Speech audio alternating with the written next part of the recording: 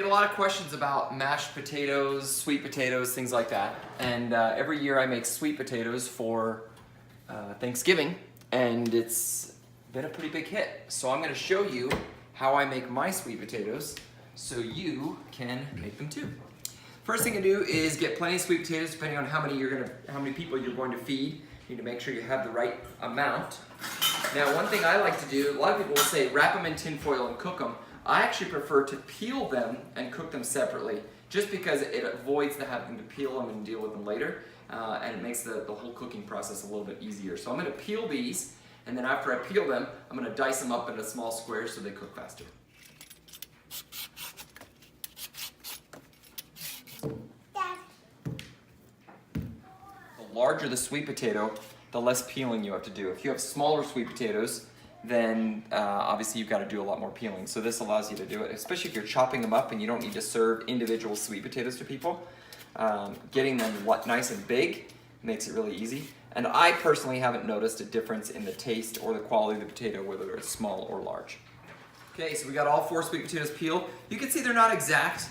There's still some spots. Sweet potatoes are bumpy and things like that. It's hard to get in with the peeler in every single piece, but we're gonna get out the rest of that with our cutting board and our knife. So I actually like to use what I call a bash and chop because it's less dangerous and it allows me to do a lot all at once. So the first thing I do is I kind of chop off the sections that I don't want on there, stuff that's I don't want to be mixed into my food, okay? So I use the corner of this, kind of jab down inside it, pull out all the little eyes, the holes, the blemishes, things like that. This should give me a nice clean slate upon which I can build this fantastic meal. Sometimes your peeler will have a corner on it that you can use as well, so that's also a nice effective tool, depending on what you like to use. I like to use my little bash and chop piece, but you can use whatever you like. Even these things will probably cook out just fine, so you could probably leave them in if you wanted to. I like to make sure that there's, as little nonsense in my potatoes as possible, just to make the flavor as good as possible. And then there's almost always some spot on the end that's a little drier, a little, tougher, things like that. I get all those off as well. All of my peelings into a bucket. You can do what you like. I prefer not to fill up the landfill with stuff that could be good for my garden. So we actually will take all of this and put it in our compost. Potato peels and other things are really, really good for compost and will make some great soil so that you can grow some good stuff next year. So the next thing I do is I get out the pan that I'm going to use to cook it in. I like to use a big rectangular glass pan. Some people do it in a smaller pan or a bowl, things like that. I do this because a lot of people like the sweet potatoes and a lot of people eat the sweet potatoes. So I put it in one of these so I can make a lot of them. What I'll do first is I'll take a little bit of butter and kind of run it along the bottom, almost like I'm painting. The goal here is just to make a surface that it won't stick to, okay?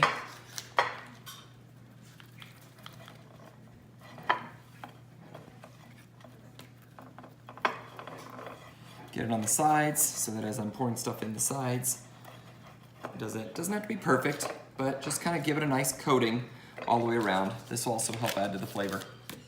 Now before I start chopping, I want to turn the oven on and preheat. I'm going to put this on bake and I'm going to set it to 400 degrees.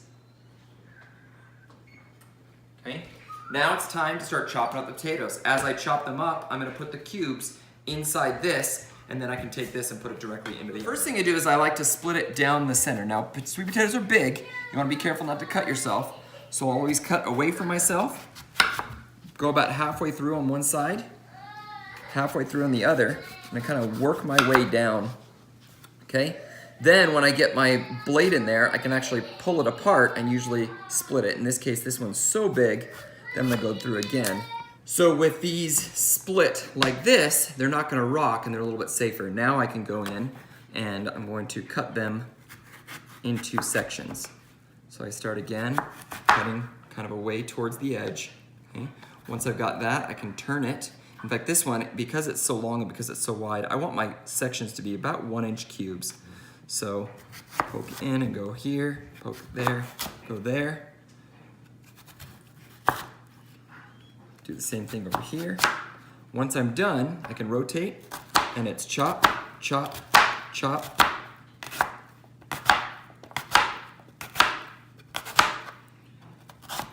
With those cubes like that, I can now take this, scoop it all up, dump it right into here. Okay? Again, it doesn't have to be perfect. The goal is to get them into smaller pieces so they cook faster. And then we're gonna end up mashing them towards the very end anyway. So you'll notice that this is almost full, yet we still have a whole nother potato to add in there. We only had 4 sweet potatoes, and yet this is filled up the whole thing. One thing to keep in mind is sweet potatoes tend to collapse as they cook. If you've ever cooked a sweet potato on its own, you'll notice that when you finish cooking it, it's almost kind of shrunken in a little bit, and the tin foil feels like there's space in there. So these sweet potatoes actually will drop down a little bit and have less in there. Plus, because of the way the cubes are, they're stacking up higher, and there's some extra air in there. I'm not worried about not having enough, but I don't think I need to make any more than these 4. My goal is to have it heaping here, cook it, and then it will sag down to the amount of sweet potatoes I actually want. So, all my sweet potatoes are in here, okay? You saw we put butter all on the outside edges. We want to make sure that is all the way up to the edges so that way these don't stick to them, okay? Next, we're going to put a layer of tin foil down over top, and that will help hold the heat in as it cooks.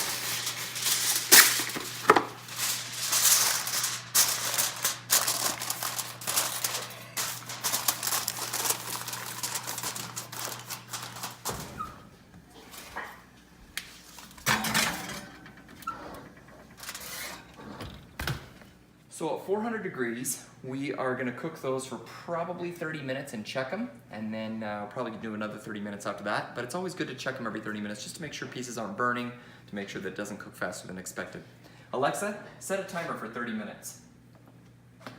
30 minutes, starting now. Alexa, stop. When the timer goes off, you wanna check them. Take a fork and I stick it in there. And I'm looking for it to be really kind of just soft. You can see how that just stabs right in there really softly. That definitely means they're ready. Now this is actually, I did it in for 30 minutes and then I put it in for another 20 minutes and they're at this point now. So we're gonna pull them out, set them out, and we're gonna do the next step. So,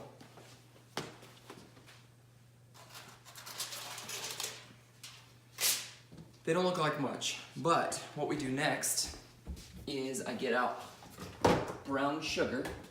Sugar dissolves a bit when you heat it up. So I'm going to take brown sugar and I'm going to lightly sprinkle it over the top of these. The goal here is to get a little bit of sugar kind of all over the place in there.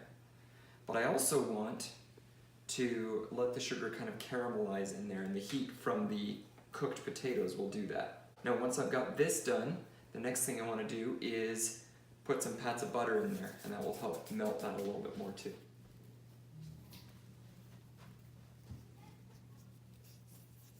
So I'm taking advantage of the natural heat that the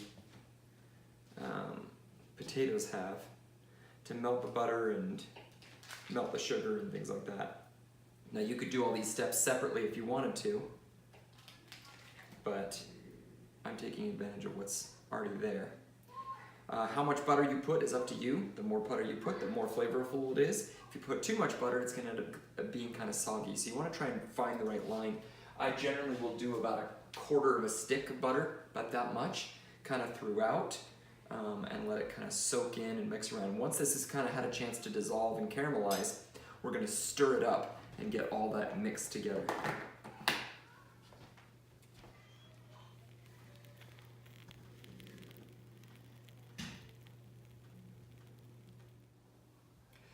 Once your brown sugar's soaked in, you want to give it kind of a nice little blanket of cinnamon.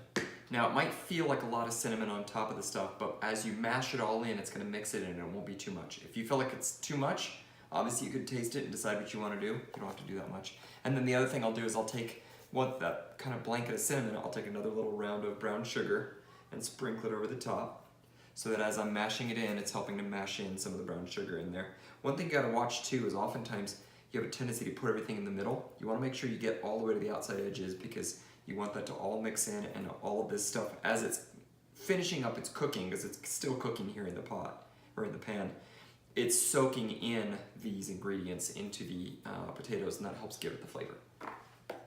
So with a few more pats of butter on there, cinnamon and brown sugar, I'm ready to kind of mash it up. So I got one of these little masher dealies. I don't know if there's a proper name for it or not. I'm gonna use this just so I can hold on to it. I think I'll probably be okay, but I don't wanna burn my hand. And I just take it and just kind of grind everything all together. The goal here is not to spill stuff, but to try and make it as mixed together as possible. You're doing more mixing than mashing, but it is definitely both.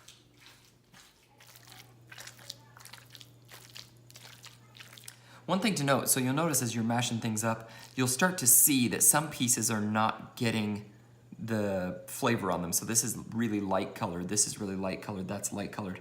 Yet others look like they're completely covered with the seasoning and the flavor. That's fine. You decide how you want to do it. How mashed do you want to get? Do you want some to be, a little less flavor, or some a little more, and it gives it a nice variety? Or do you want it to be really consistent? The amount you mash will determine the amount of flavor that's going to go through every single potato in the mix. So with everything mashed up, you're done. You could serve these as is and you'd be just fine. There's a couple things you might want to do that will add to it. So one thing I like to do is I like to sprinkle one last layer of brown sugar on the top of it, and it gives it kind of a caramelized top, almost a crunchy top. The other thing I like is pecans. So putting pecans in there. I like to mix them throughout. Not everyone likes nuts, so what I'll often do is when it's done, I'll put half that have the pecans in it, and then I'll kind of mix them and poke them through. Some people like to put mini marshmallows or even large marshmallows on them. If you're going to do that, layer them on there, put them in the oven on a broil for just a few moments. You want to watch them. It's almost like roasting a marshmallow. Just watch them until they just barely start to turn brown. Then the other thing that I think is the real secret of, at least the ones that I make, is pretzel salt. Taking pretzel salt and sprinkling it all over the top of it actually brings out the flavor and gives it that kind of sweet and salty taste that really adds to it. But you decide what you like, what works best for you and your family, what kind of flavors and tastes they like. Again, pecans, pretzel salt, marshmallows, and extra brown sugar are all great toppings for this Thanksgiving dish. Thanks for watching. Hope you enjoy.